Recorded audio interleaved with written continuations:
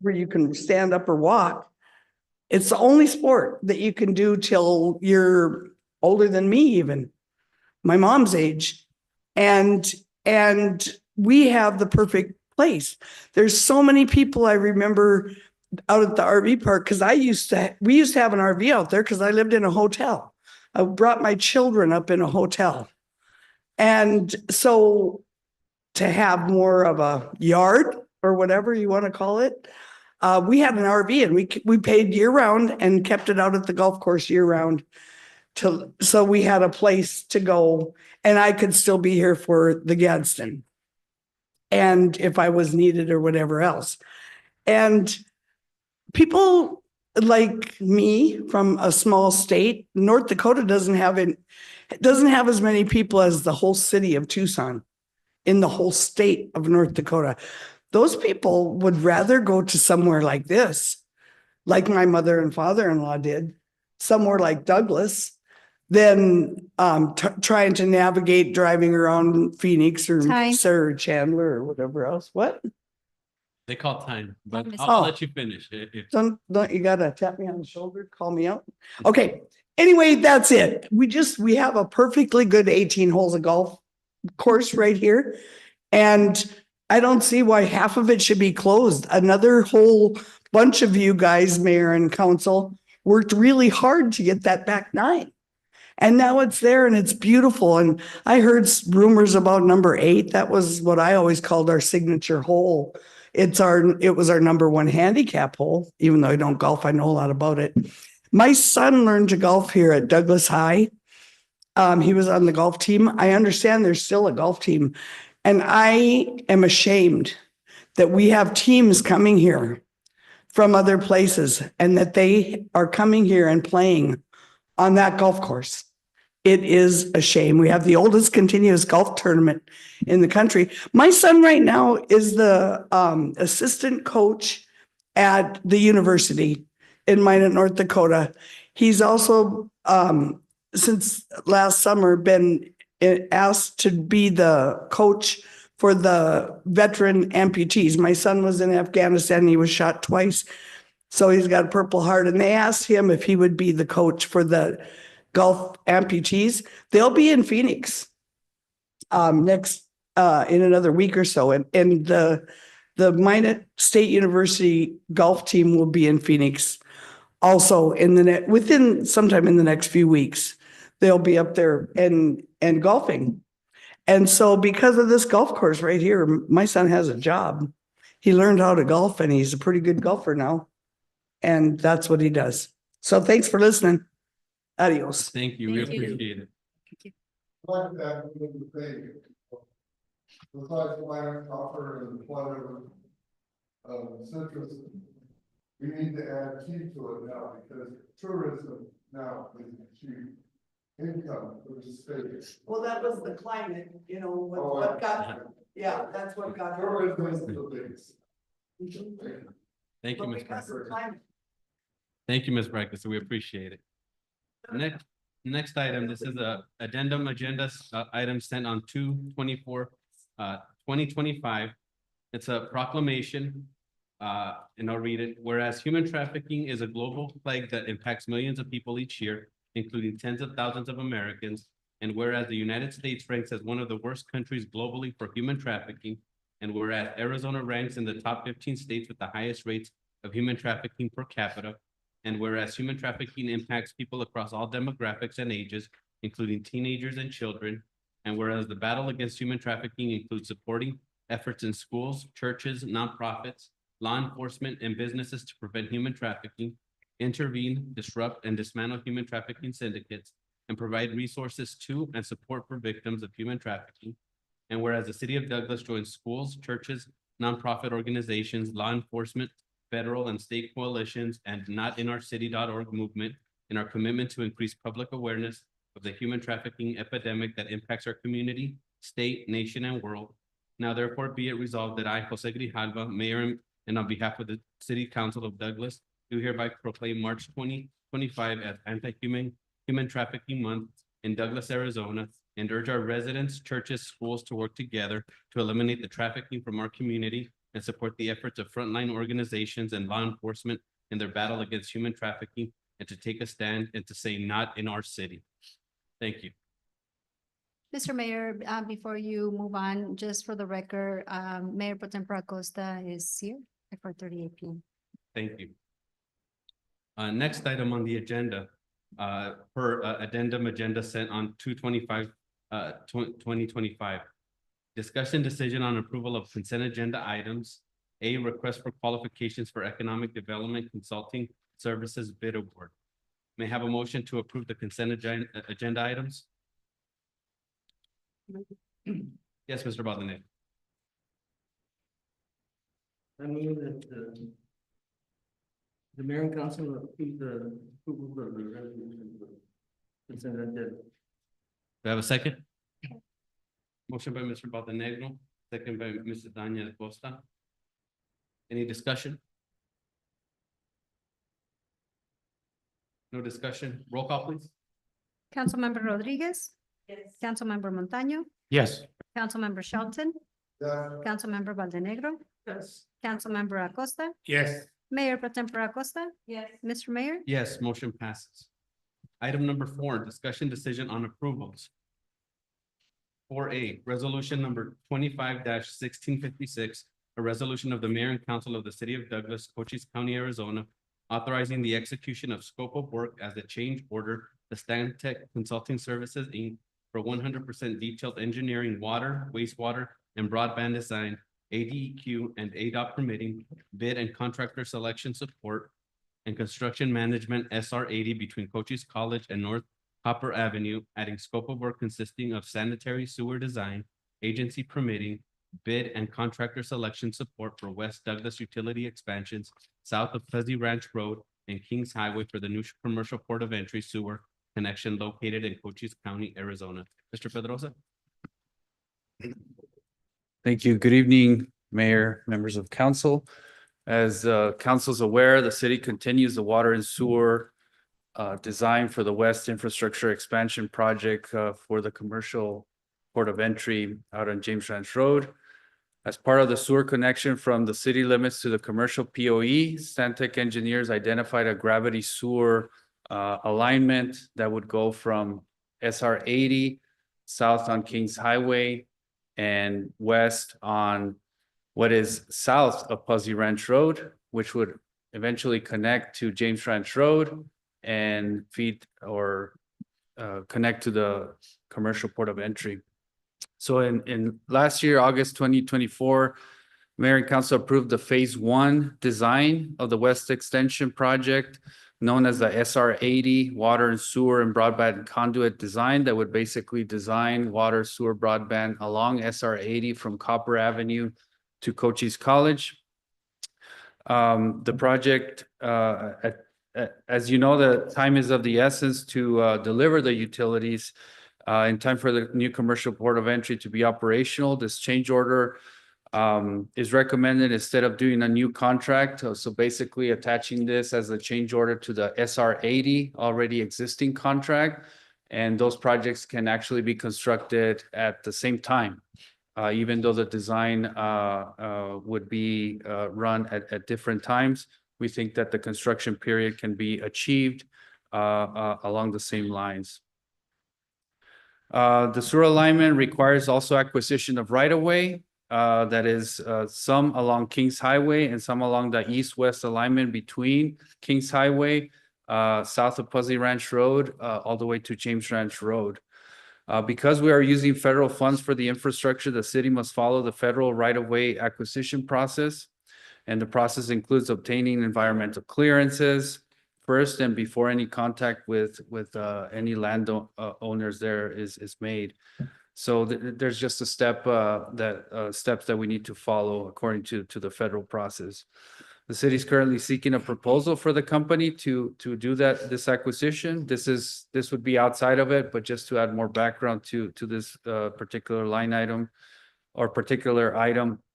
Before the design begins, we must complete the environmental process as mentioned, but the design can be in conjunction with the right-of-way acquisition. So you'll soon be seeing that contract come to council's way. City is collaborating with the county on this right-of-way acquisition since basically we are under their jurisdiction at the time. It includes about 120-foot right-of-way that would not just only include a utility corridor there for a sewer line, but also a future potential roadway that would connect into Kings Highway and James Ranch Road. Staff recommends the approval of the change order and to contract with Stantec and do this sewer alignment. Thank you, Mr. Mayor. Mendoza. May I have a motion to approve resolution number 25-1656? Mayor. Yes, Mr. Valdenegro. Mayor and council approve resolution number 25-1656. You have a second? Second. Motion by Councilmember Valdenegro, second by Councilmember Montaño. Any discussion?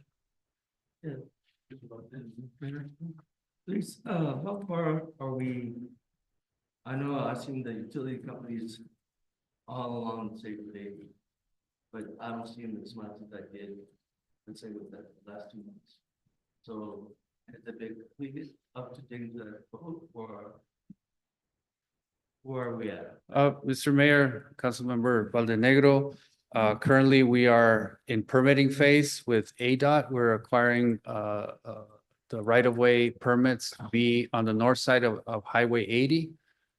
You might have seen utility trucks there. That was Cox, basically putting in fiber from Cochise College all the way to town.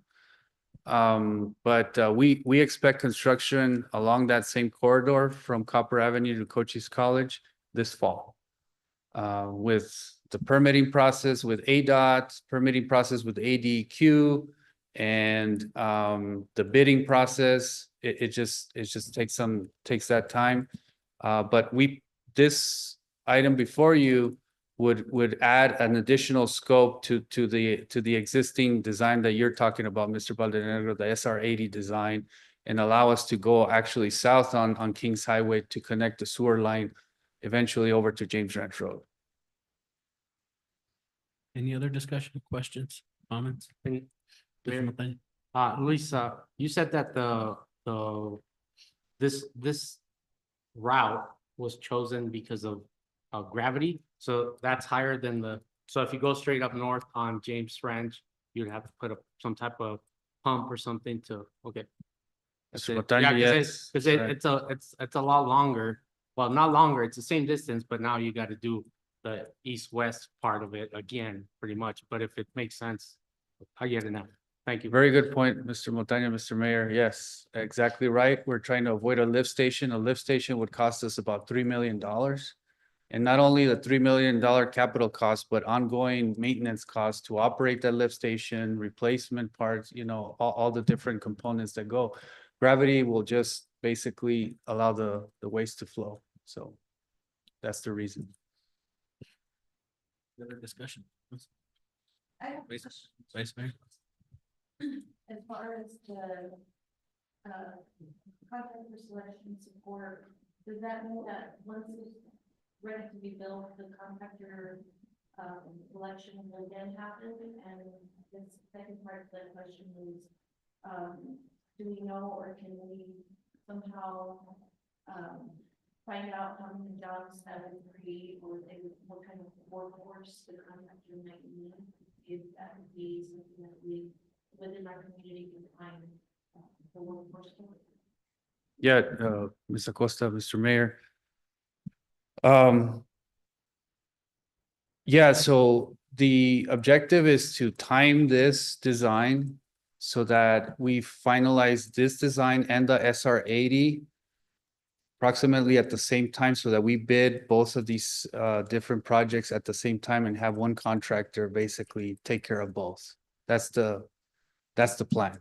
Hopefully we can make that timing work. If not, we can be creative with our bid process and say, hey, we didn't make this part, but you would be allowed to bid, as soon as we have the plans ready or so forth. So we have some backup there. Regarding the workforce, absolutely, we can go through the process of seeing how we can get locals here. We've been seeing interest from contractors from Sierra Vista in this project already. So we will see what the bidding pool looks like and where they're coming from and how we can also help them with hiring local laborers here. So Council. No other discussion? May I have a motion to approve. No. If I may, Oh, Mr. Mayor, you do have a motion already on the floor. I do have one. Sorry, I was looking at the B for some reason. Thank you. No other discussion. Roll call. Councilmember Rodriguez, Yes. Councilmember Montaño, Yes. Councilmember Shelton, Yes, Councilmember Valdenegro, Yes. Councilmember Acosta, Yes. Mayor Pro Tempore Acosta, Yes. Mr. Mayor. Yes, the motion passes. Thank you, Mr. Padilla. Item 4B, Resolution 25-1657, a resolution of the mayor and council of the city of Douglas, Cochise County, Arizona, authorizing the execution of an agreement to extend utilities outside of city limits, allowing developers to connect to city services with an option for the city to perform the work with full cost reimbursement and connection fees to be charged with an agreement to annex into the city in the future. Mr. Pedrosa. yes, thank you, Mr. Mayor. And just on the other item, I may have missed it, that the funding for this is coming from our existing state ARPA funds. Okay, I just want to make sure to, for the record there. Regarding this item, Mr. Mayor, members of council, the city received a request from outside of city limits developers, specifically in the Purtleville area, with extending water and sewer utilities, basically areas that already have water and sewer, just basically extending those to the development. The attached agreement is for allowing the outside of city limits for the utilization of our CIP crew to help with the extension of that water and sewer, and of course, at cost. On top of connection fees that we would charge, basically labor, materials for those projects. So we received various requests from these developers to build homes, and basically they're opting from installing septic tanks. So it's more cost effective to connect to sanitary sewer than the installation of septic tanks. We like them because it's cleaner for the environment as well. So the attached agreement is to extend the water and sewer utilities and charging connection fee in lieu of the impact fees, since they're outside of city limits. The developers may choose to do the work themselves as well. The agreement allows us to do that, but they can also call for us to do the work. We'll do a quote. They'll have to pay that cost. And I also want to mention that if any engineering is involved, if the project is a little bit more complicated or more extensive, that we require plans, we will have to include those engineering costs there as well. Also, the agreement contains a section that would have the property owner agree to annex in the future. So basically, but through this agreement, they would also agree to sign a future annexation petition that would come at a later time, whenever the city would be ready for that. But that will be recorded against the property, not the owner. It'll follow that property. The extension of utilities can also be made available in city development, and that's another type of agreement. This was a little bit more complicated since it's outside of city limits, but in city development, it's a different type of agreement that we will be bringing to council. This agreement was because we've just had a couple of requests for outside of city limits, so we brought this one first. We feel that these agreements encourage development in the area. The developer that has approached the city is very eager to sign the agreement for the city, and is also looking for in-city development as well. But currently, they want to move forward on some lots already secured by the Purtleville area.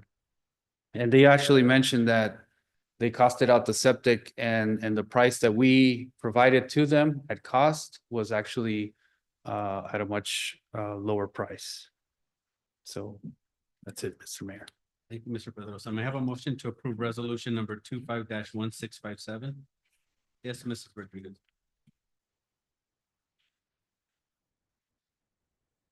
Do I have a second? Second. Motion by Councilmember Rodriguez, second by Councilmember Shelton. Any discussion? Yes. Mr. Shelton? Say from. Uh, Far back into. Mr. Mayor, Councilmember Shelton, it's on Valley Street. Not sure if you're familiar with Purtleville. It's north Purtleville area, northeast Purtleville area is what I would say. It's some vacant lots there. So I told them that. They wouldn't want to become the candidates. That might be a positive thing. And these funds come from what? Mr. Mayor, Councilmember Shelton, the developer would need to pay up front the estimated cost of the work, which this particular job is, it's quite simple. There's already existing sewer there. It's about just installing one manhole and I think it's like 100 feet of sewer line. And also the water is right there, already existing. They'll just tap into it. So it's rather a simple project and we'll just charge the cost. Thank you, Mr. Shelton. Mr. Pedrosa, you said that it was gonna come to council, so the next item, are we just planning to give you, the staff, the authority to say, hey, they wanna sign up? You know, it doesn't have to go through us every time somebody wants to sign up for our services. That's correct, Mr. Mayor. The agreement that you would approve today would be to approve those conditions to approve, and then future requests would have to adhere to the conditions that would be established here by council. And just, we can basically handle those and accept those and as they come. Good. We don't wanna waste time on this. It's happening. Wait. Yes. I want to clarify, Mr. Pedrosa, that in the future, these agreements don't have to be kind of tailored into a consent agenda from past discussions. I just want to make sure that I'm clear on that because of the question. So I don't know if Dennis needs to help us with that on pre-annexation agreements. Once we have the approval to move forward on the agreements, as we get them, are they consent agenda in the future? Yes, Mr. Urquijo, Mr. Mayor, I asked the same question because that was my understanding the before direction. that we were gonna need to bring them to consent agenda, but in talking to Ann, we were told that we can just adopt this agreement and be able to again, as people sign up, we can handle those administratively. Very good. I just want to make sure we're clear.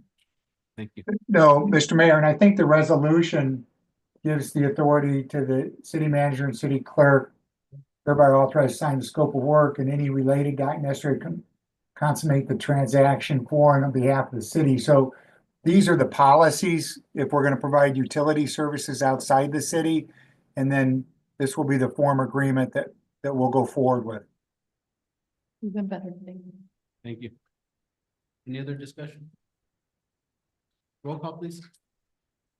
Councilmember Rodriguez, Yes. Councilmember Montaño, Yes. Councilmember Shelton, Yes. Councilmember Valdenegro, Yes. Councilmember Acosta, Yes. Mayor Pro Tempore Acosta, Yes. Mr. Mayor. Yes, motion passes.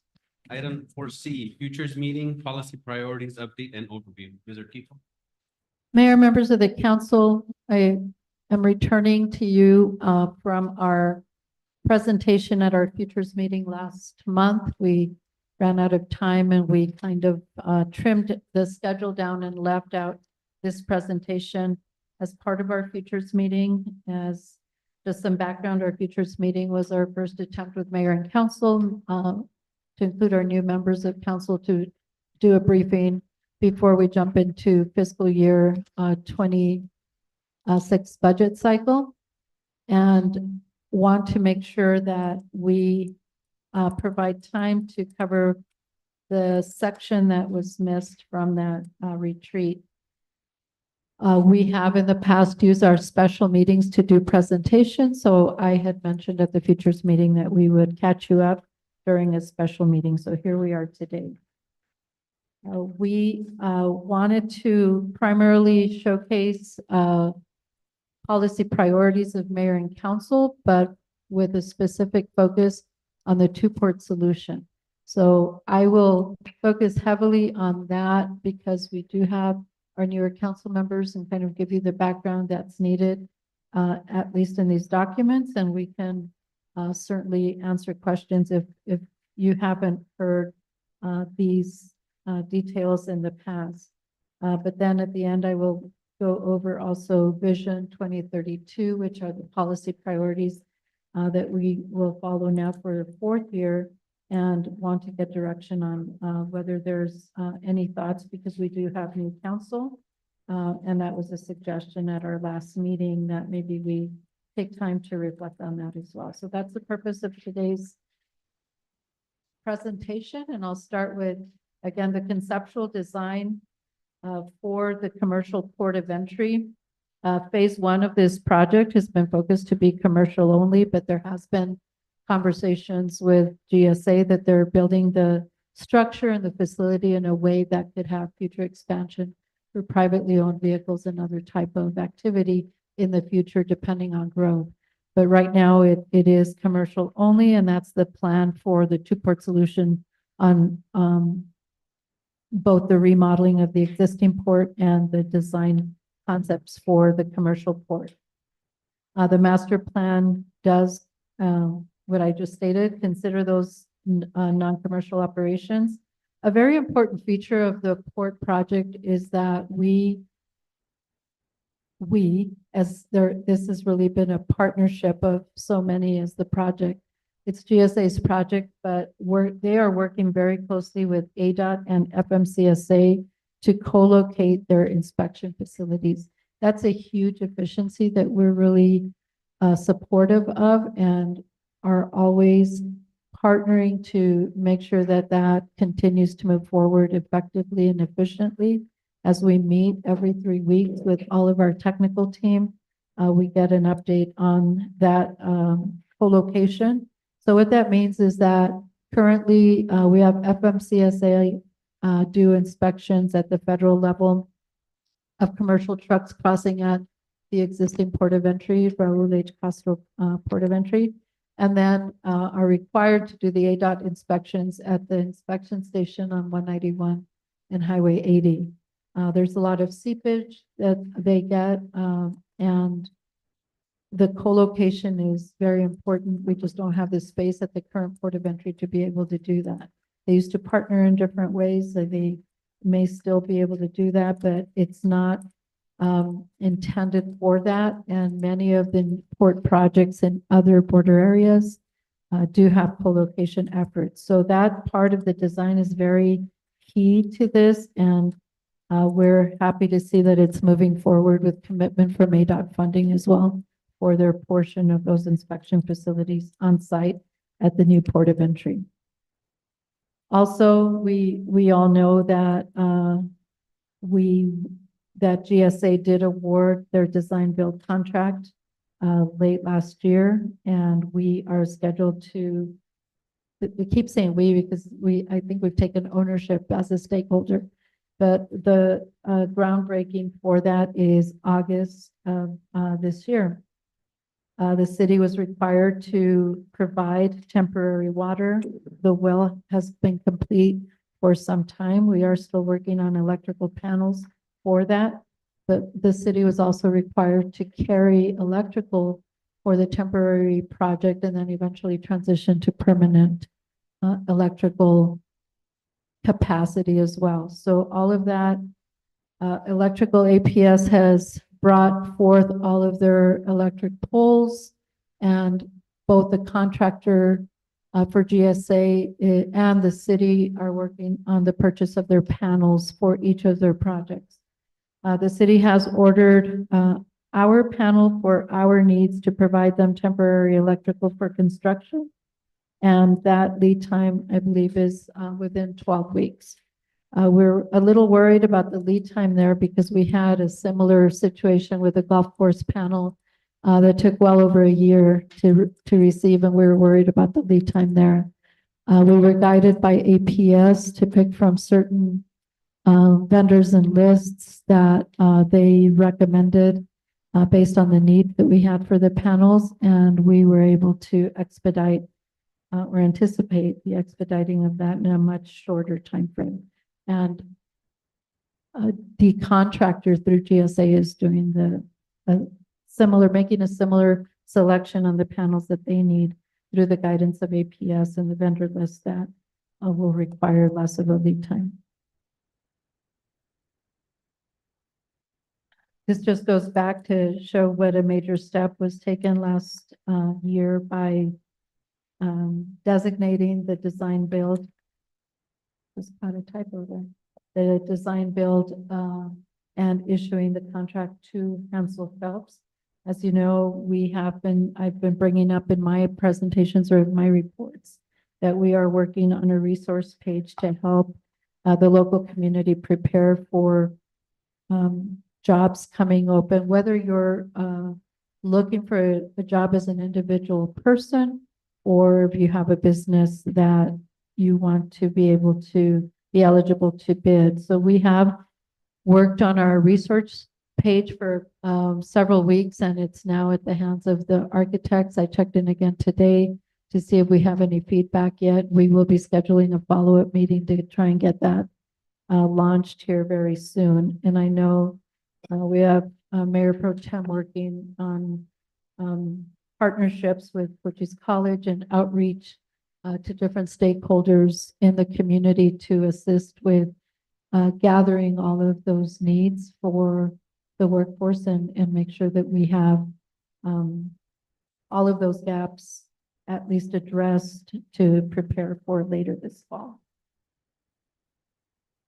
Please feel free to interrupt if you have questions along the way, but we can catch questions at the end as well. The utilities corridor, much was discussed already by Mr. Pedrosa in some of his presentation.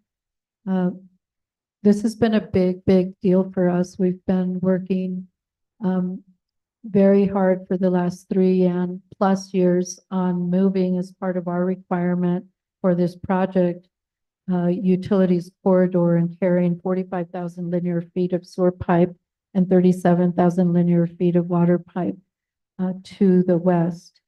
And all of the things that are included, along with gathering the funding for that.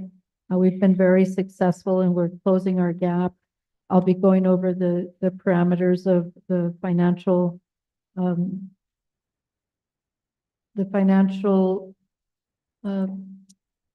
gathering or spreadsheet that we gather and produce at so many different meetings, so many different presentations. We're asked for commercial port of entry updates very often. And Mr. Pedrosa and I provide all of these, and always with that funding gap analysis of where we are and what we've been able to accomplish already through all of the different funding that we've secured. These are a list of the primary things secured and the things that we still expect that are in the works. And our biggest grant that we're waiting for right now to hear back from that will help us significantly close or deal with that gap for the utilities corridor is the EPA change grant. And I believe we expect to hear back on that grant in the June or summer timeframe. This one's a very difficult one to see because it's very small, but you should have it on your screens as well. This is what we show or present to interested developers and investors that come in and wanting to know where is our future infrastructure starting, how is it going to work, what are the phases. So this is where we always begin to show them the State Route 80 infrastructure path. It's shown here with the color index for the different phases. What you just approved at the earlier part of the meeting was the east and west portion of the yellow section of the phase 3, where we moved slightly to the south and to the west. I mean, where the east and west portions of that yellow section will move south to south of Puzzy Road to the next section line. So what you just approved actually moves that yellow section about 1,300 feet to the south. And again, the reason for that is in the original sketch here, they encountered 3 high pressure gas lines running through the corridor, and that was just very complex to deal with. So they had to reroute and find that right slope to be able to do that. There is no right-of-way south of Kings Highway or west of Kings Highway in this corridor. We do need to acquire that. And as Mr. Pedrosa mentioned earlier, it also is in need of an environmental review. That environmental review is budgeted at about $47,000, will be initiated if not already. And that also is coming from the $8.9 million located on our funding sheets here that I will share shortly. Moving on to the connector road of the project, ADOT is just about to complete their design concept report for that connector road. And their environmental compliance for the road. There is also a gap that we're trying to achieve. We have bullets here, and also in our subsequent slides, we'll show all of the different efforts made in partnerships on how we gathered the funding for that.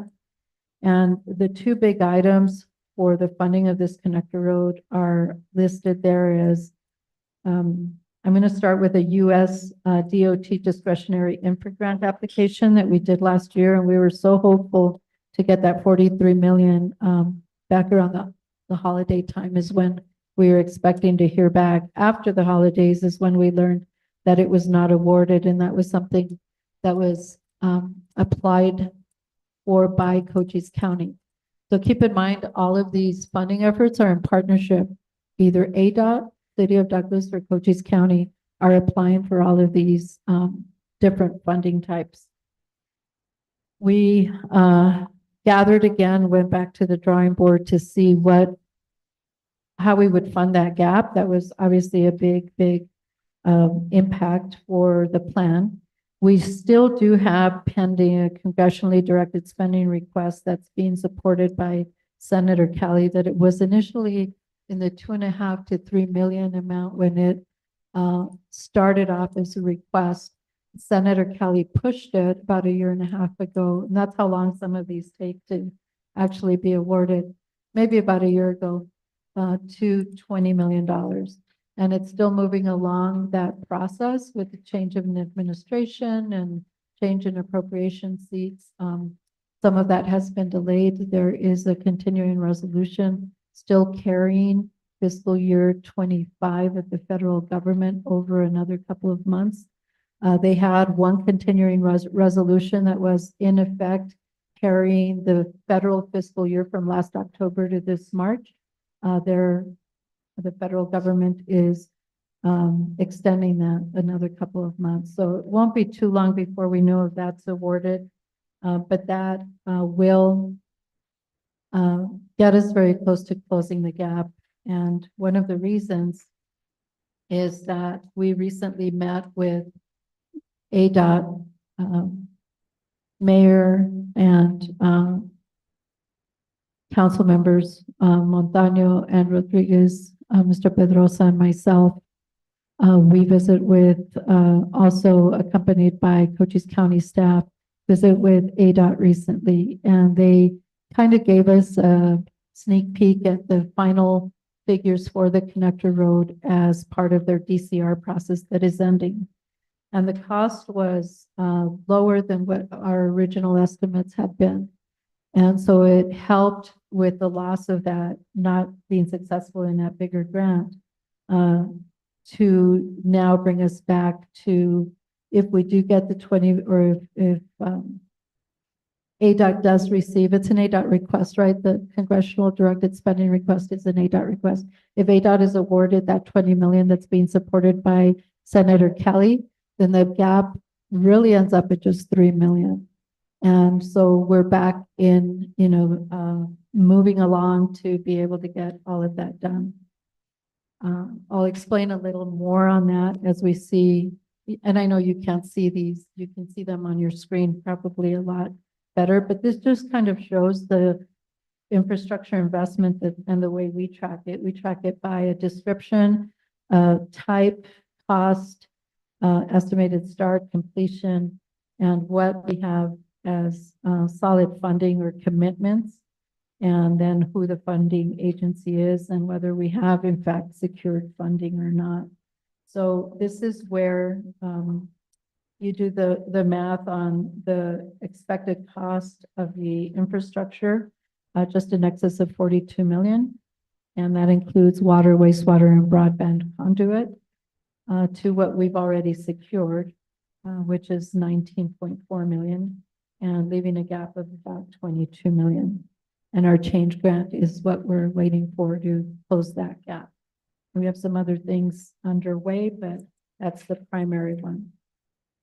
The next one shows the road and other infrastructure investments, also with a description, the type separating whether it's planning, design, right-of-way construction, etc., and the cost, start and completion dates, whether they're funding and whether we've secured funding and the agencies that go with that.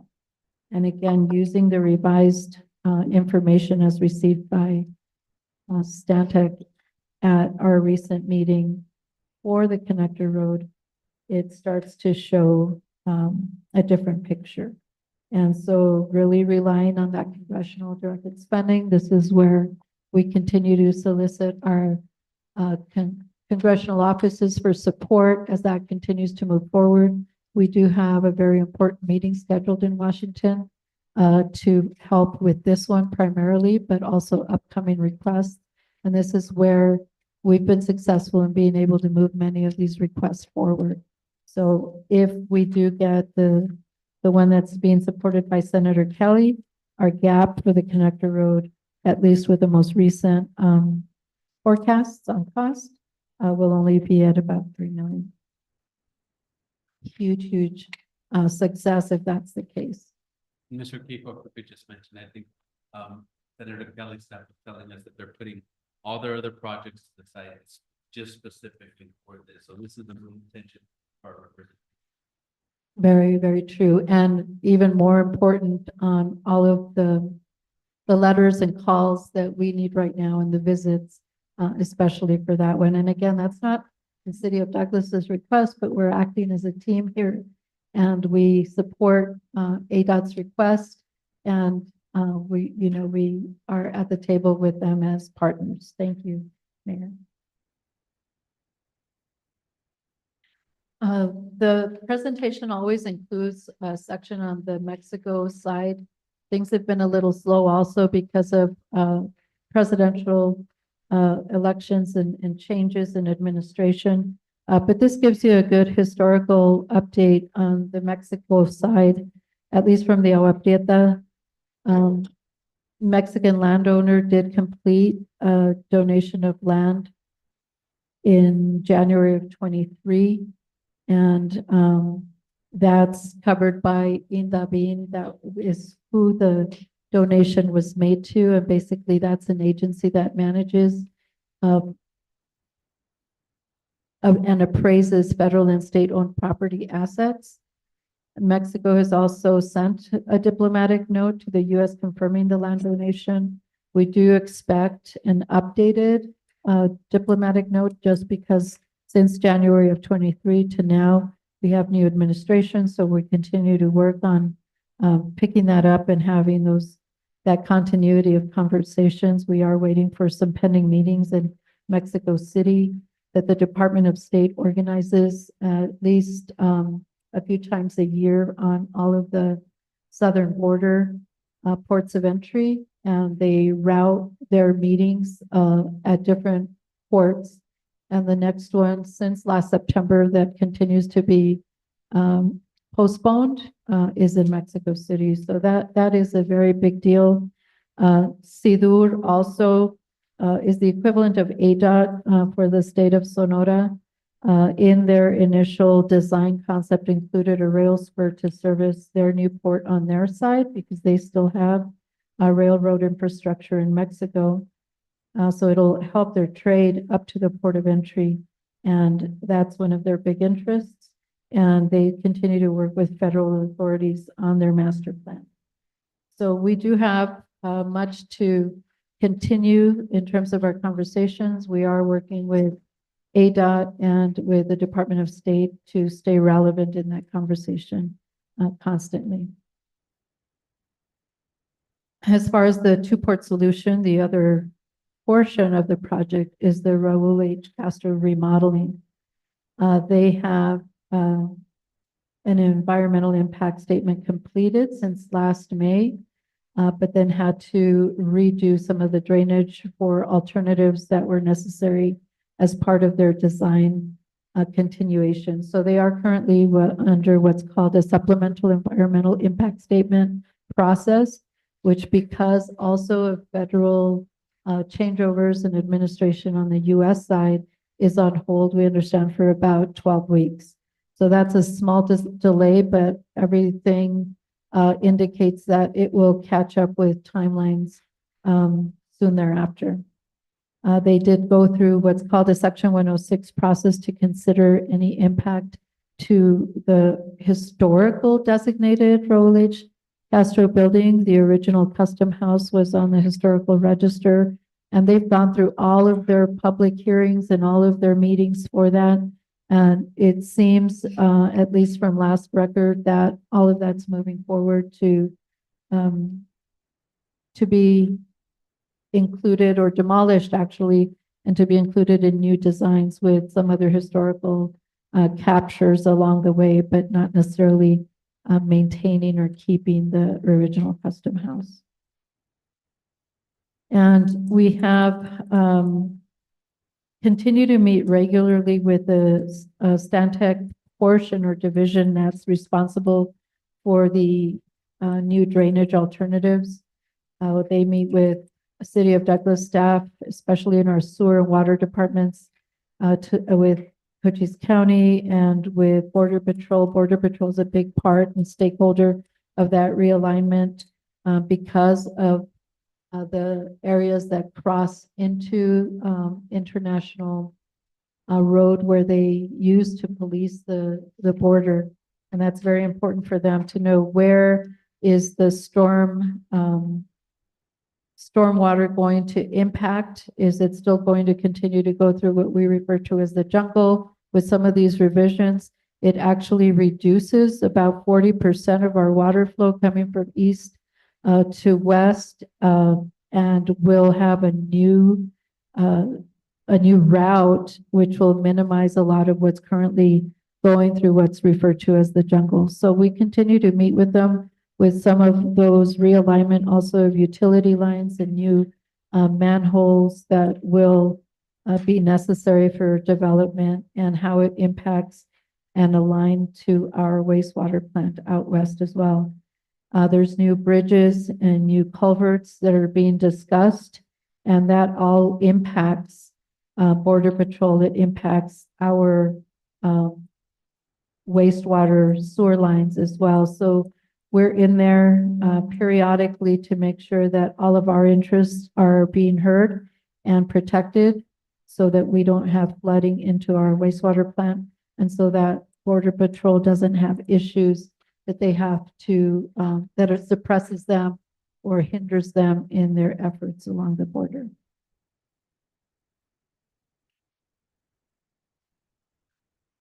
Next steps, some of these are former next steps. The completion of the donation of land was accomplished early December of last year. We do have, as I mentioned, all of those remaining funding gaps to fill for our infrastructure. We have to continue the conversations in continuity with Mexico with all of those things mentioned on these slides. We do continue to work, especially on the drainage realignments for the current port of entry remodeling. And we are beginning through Cochise County partnerships, heading all of the right-of-way acquisitions on what we need for James Ranch Road. The city is contributing a portion of that. If you look back to your charts for funding, I believe that's listed as 2 million for the right-of-way acquisition. Yes, it's under the right-of-way acquisition as City of Douglas, but that's coming from the state appropriation funding that we have of 8.17 million, which was also mentioned by Mr. Pedrosa in his presentation earlier. And we're still seeking that continuation of conversations with Mexico, just to update the diplomatic note since it was a prior administration. And we're working to bring back the conversation with the contractors on bringing jobs to Douglas, bringing jobs to the community, making sure that the next steps before they start construction in the fall ties in with the efforts of Mayor Pro Tem Acosta to unite all of those stakeholders and hopefully make a seamless transition to all of the resources needed there.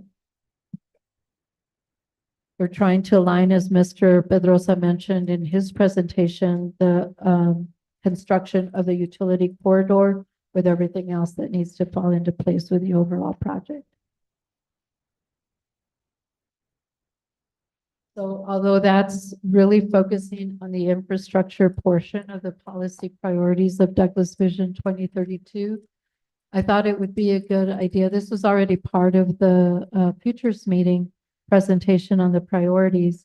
Shortly after I arrived, I think weeks after I came back into this role, we were made aware of the award by GSA for this project.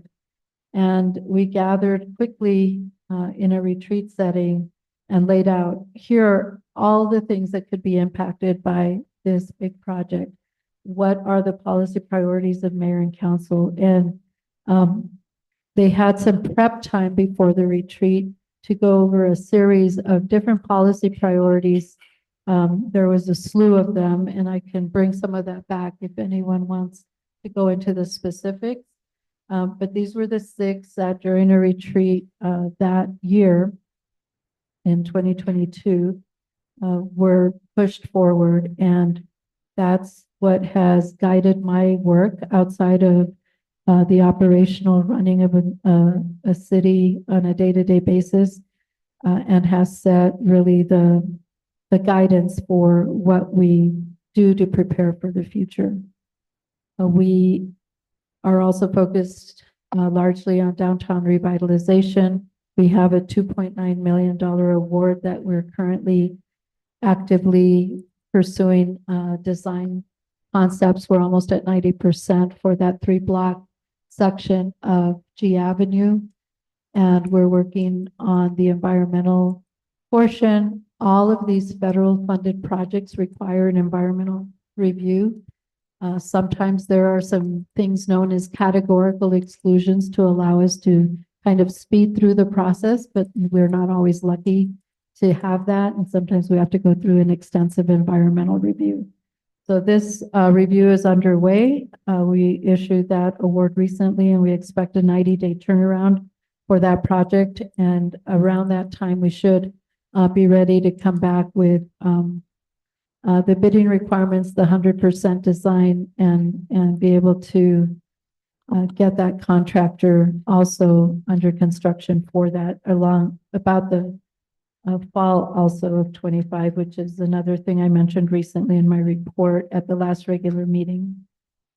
As far as other downtown revitalization, we're working very heavily on trying to bring that historical preservation program, which we kind of planted the seed to that about 3 years ago after uniting at a conference with some cities that already have that in place, but then also with some guidance of staff. Again, as council member Acosta at the time that came and suggested a CLG program, a certified local government program that would set us above many other cities in our efforts to move historic preservation in our downtown area. It would set us up as a recipient of grants that we would otherwise not have. And it's been a long way coming. I didn't think it would be as complex. We were able to pass Title 18 last year to set the tone for that, but with that needs to come a commission. We need to have a program. We already have a committee that's relatively related to this concept and handling some of these features in our historic area that we now have to assign to possibly a new commission. And the reason we can't use the same commission is because under the CLG program, there are requirements to have certain backgrounds sit on the Historical Preservation Commission. And part of that is maybe an architect, certain types of backgrounds or degrees or equivalents that we don't necessarily have. And that's what we're seeking right now, to come back with a recommendation for the formation of that committee. And I know for the sake of efficiency, we've been working on trying to streamline and slim down the needs for the committees and have them wear different hats. But in this particular one, it does require some specific items. And I think that's our last leg of being able to come back for a CLG status. That really is a huge thing for the city of Douglas. We're working with the state Historic Preservation Office to finalize that. And all of their current staff has never successfully done one of these, not because they've been failed at it, just because it's been that long since any community in the state of Arizona has sought this recognition. So that's why I say we're paving the way. We're trailblazers in many aspects of Douglas Vision 2032. And that shows almost after every action that you approve under these policy priorities. As far as economic development and jobs, we continue to work with a retailer strategist. We met somebody last year at a conference we went to in Las Vegas, brought them here to help us kind of plan out different sections of our retail strategy. But the reason we brought them here is because they have a very, very unique aspect that's different from any others that we've seen. And one of our struggles in being a small border town is that we just don't have the demographic that retailers are seeking. But except for a wall that separates us from a community that is joined to us with a population that exceeds 100,000, those numbers are really here in our consumer data. So we were able to bring in a strategist, and I've included it in some of my updates to you weekly, that has been able to have the capacity to tell us what our true demographics are. When we go into demographics and look at census data and other agencies that track, our median household income, our rooftops, and our local populations, we get a set of metrics that isn't really attracting a certain level of retail here. And when we saw, by going to these conferences, these trade conferences, they won't even talk to you if you don't meet their minimum qualifications on what they're looking for as an economic model. So by bringing this person in, we were able to increase our data sets and show that we have gaps in our grocery store seepage going out of town because the Mexican consumer data shows that. And we are eager to bring him here soon to give you that detail himself. And it's just amazing what we expect now to be able to do in terms of economic development. Crossing our fingers and hoping that that new data set helps us. It's not always what we hear from many retailers is that they have to keep the economic models to US data, but we have to really, it's what I consider survival mode for ourselves. We have to really set the tone that we are unique because of our border, and the data shows that the consumer spend is what it is, and that's what we're hoping to go for. Streets and roads, obviously, we know we had a $23.5 million raise grant, very successful last year in that aspect, but also the fact that we've just signed off on a new asphalt plant will help us fill the gaps. So back in 2019, 2020 timeframe, a study was done of our streets and roads in the community showing over a $63 million need of streets and roads. We just don't have that capacity to cover that, which is why we started strategizing and going for these grants. We were able to successfully get the raise grant after 2 tries, and we're not even expecting that because we were hearing that the typical average wait on a raise grant of that size is 6 to 7 years. So we were just trying to get better with each cycle and learn from the process and strengthen our application. And the second one, we were able to get it. So that shows and speaks to the capacity and talent of our own staff and what we've been able to build in terms of stakeholders and partnerships and capacity builders that have helped us as well. Community facilities and special events, that's taken a big turn recently. Mayor Grijalva's passion is tourism, sporting tourism, special events, the youth community center. That all speaks to itself with everything that we're trying to go for. One of the things that you just approved is a consultant that will help us move sports tourism in a way that we've not seen here before, and some of that experience. They're also very effective in areas of manufacturing and bringing in some relatively short-term turnaround to some of the things that impact many of these policy priorities. So all of these continue to be a very exciting thing for the community. It certainly has made my work, the most exciting part of a career. And I think I echo that just with all of staff, because we are part of this community. We are passionate about our community. We're born and raised. We're able to carry the vision of mayor and council in a way that sometimes is not seen because things take so long when you're operating with federal requirements and federal money.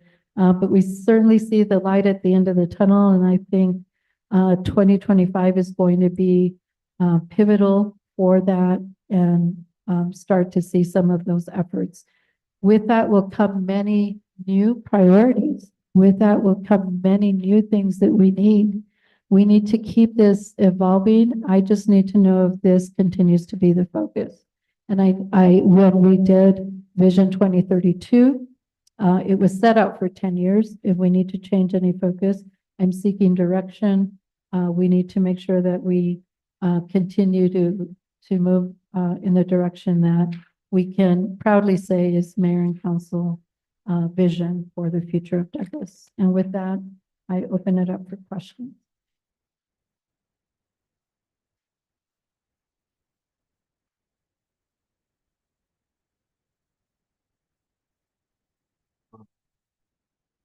I just want to mention this, I think we can all agree here that it's not really our vision, it's community vision. Like when Mr. Acosta, he's ready to have a town hall here, but his constituents haven't said, because, we want to fall under these priorities, not only just for what the community wants, but we also have to have Douglas as an attractive place to live. Remember, we're trying to grow, we're trying to bring outsiders here, grow a population to get more, population from the census, federal funds, better, grants. So, all this is important. It's important for us to be out there in the community, and that's. There are the comments, questions on the presentation. So that.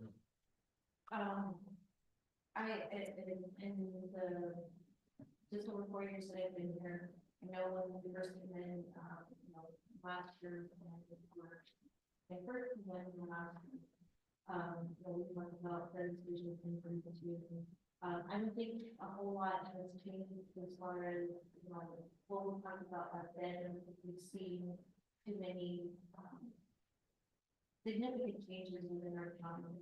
We still need jobs, we still need to revitalize the downtown, building, the streets and all the things that are lit, I think are still very relevant. And I just like to thank you for, the acknowledgement of some of those things that, just doing research and reading, trying to educate myself first on these, topics is how I came across, becoming a certified local government. As easy as it sounded when I first saw that, I realized that it is a process and it's taking a lot to get to it, but we're close, which means grant funding.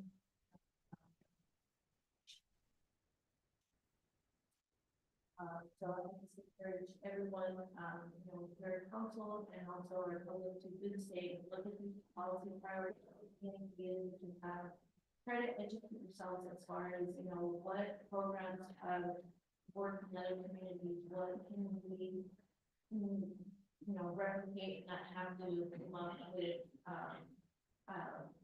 trying to clear something out of scratch.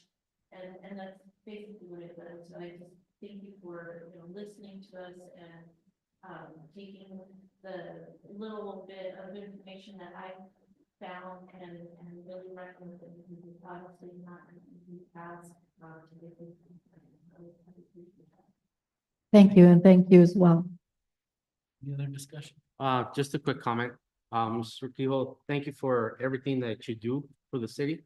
I think as far as the policy priorities, I think we owe it to you and your staff for us to tell you what we need, instead of you trying to figure out what we need. It's up to us to let you know. It shouldn't be you trying to read our minds as to what. So thank you for giving us this rundown. And if there's any changes, like Ms. Acosta said, I think this is still very relevant to what we're doing.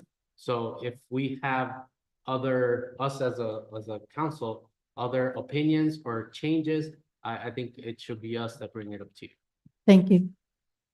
Any other comments? Mr. Mayor, Yes, Mr. Rickles. again, just to piggyback on Mr. Montaño's comment, Mr. Urquijo, I'm kind of newcomer here to council, but I've noticed, all these projects, they're moving forward. And yes, this year is a year that we'll see some kind of a commencing on these projects.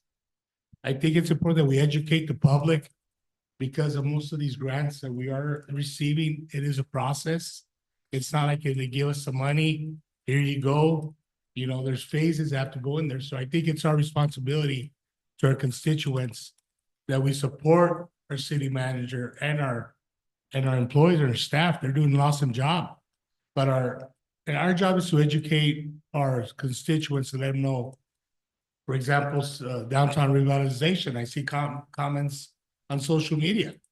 What happened to that? It's working, and I think it's important that we educate our community that some of these policy priorities are almost about to begin. And, there's a lot of negativity out there, but I think Ms. Urquijo and her staff have done an amazing job of keeping us informed with everything that's going on. And I think that it's our responsibility as mayor and council that we educate our constituents as to what's going on. Thank you. Thank you. Great point, Mr. Acosta, and I think that's why it's important, like how you said, we have to go out there, because a lot of them don't have Facebook. I think sometimes as a city, we rely too much on Facebook.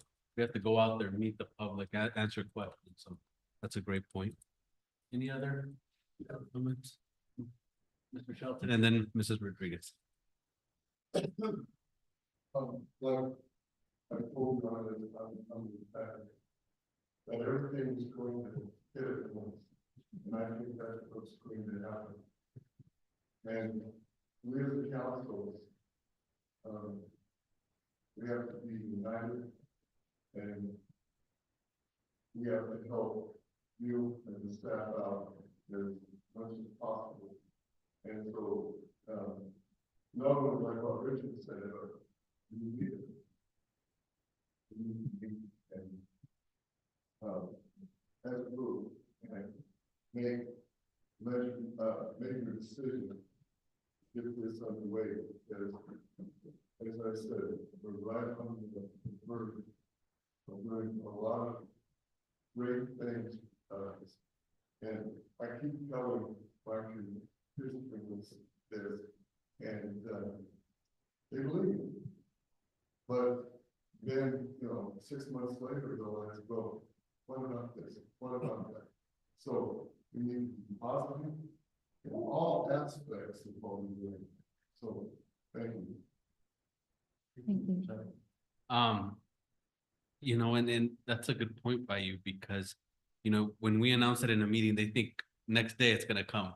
We need to keep updating them on the process because when we're relying on grants, that takes a while. We're relying on our budget, that takes a while. We're barely starting budget talks for next year.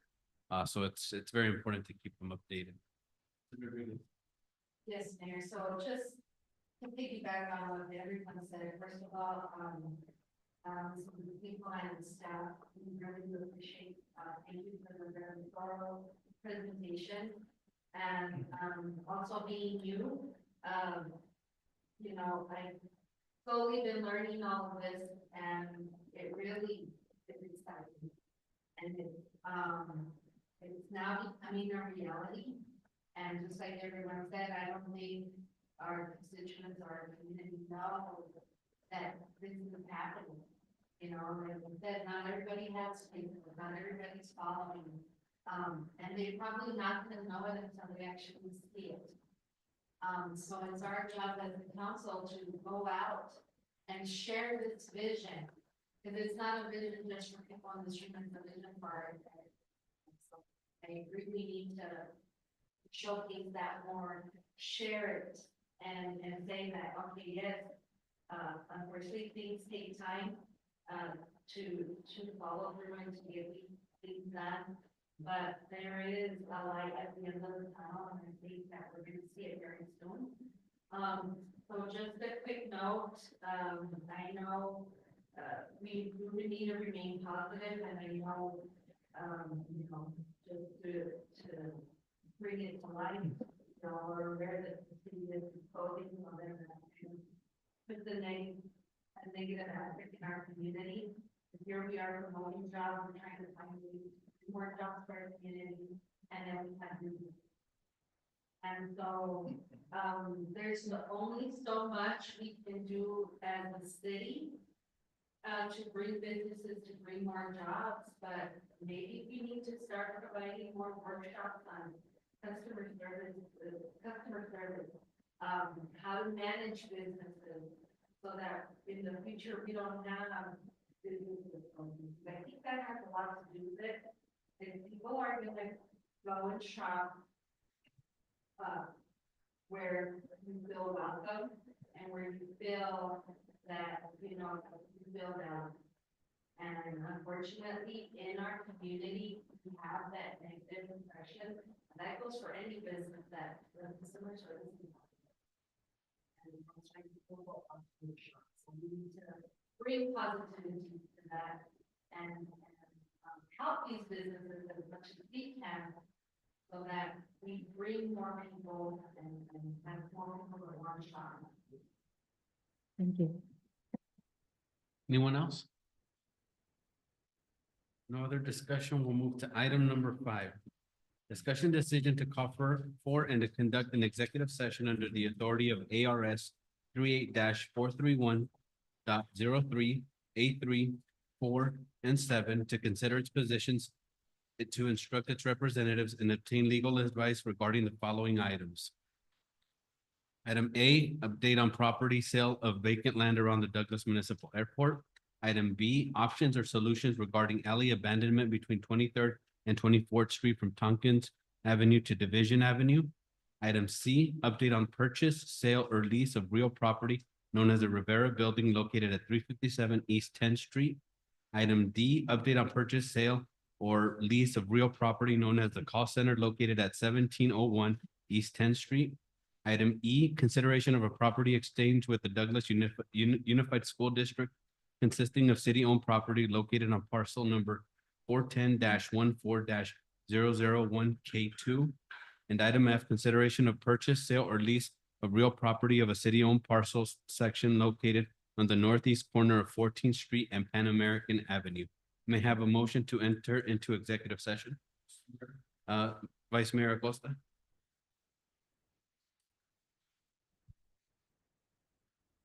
You have a second? Second.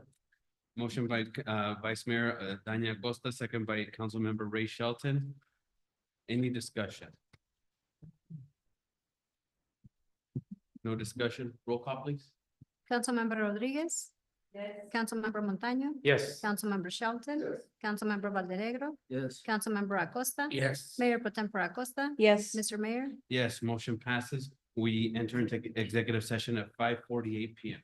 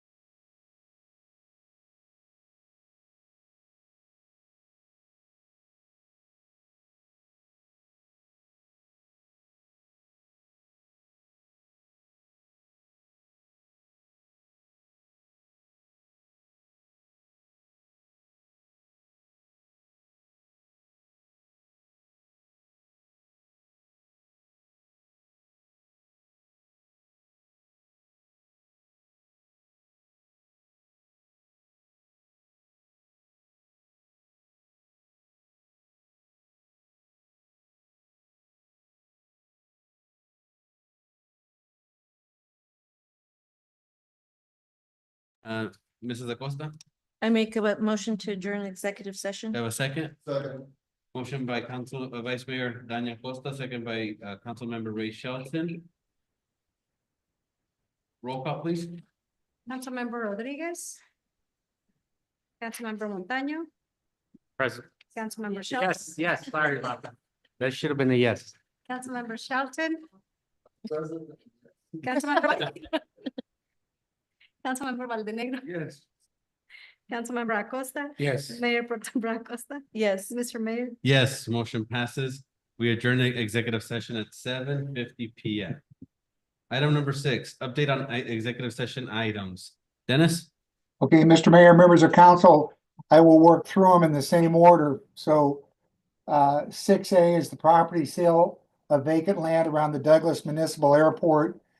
Council directed staff to continue to negotiate with the developer. Item 6B is the options for solutions regarding the alley abandonment between 23rd and 24th Street from Tompkins Avenue to Division Avenue. The mayor and council directed the staff, the city will continue to evaluate the options to transfer its rights in the alley through a sale or abandonment. Item 5C is the Rivera Building. City directs staff, the city should keep the building and try to obtain grants to repair the building. Item 6D is regarding the call center located at 1701 East 10th Street. The direction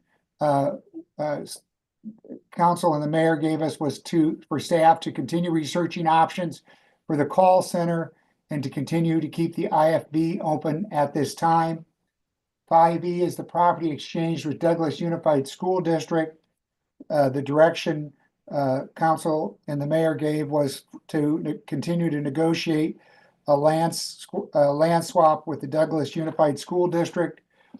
Item 6E or 6F, property owned, the city-owned property on the northeast corner of 14th Street and Pan American Avenue.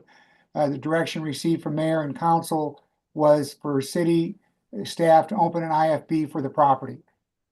That's the updates, Mr. Mayor. Thank you, Dennis. Item number 7, adjournment. Do I have a motion to adjourn? I make a motion. Sure. Do I have a second? Second. Motion by Councilmember Shelton, second by Vice Mayor Dania Costa. All in favor, say aye. Aye. Any nays? Ayes have it. We adjourn at 7:52 PM. Have a good evening, Dennis. All Thank right, you. everybody, have a nice evening. Good night. All right, let's put it down. This is the mayor's longest meeting so far, so. Not that I'm counting, Mr. Mayor. Yeah, don't challenge him, Dennis. It was a good meeting, everybody. Have a good night. Good stuff. Good meeting.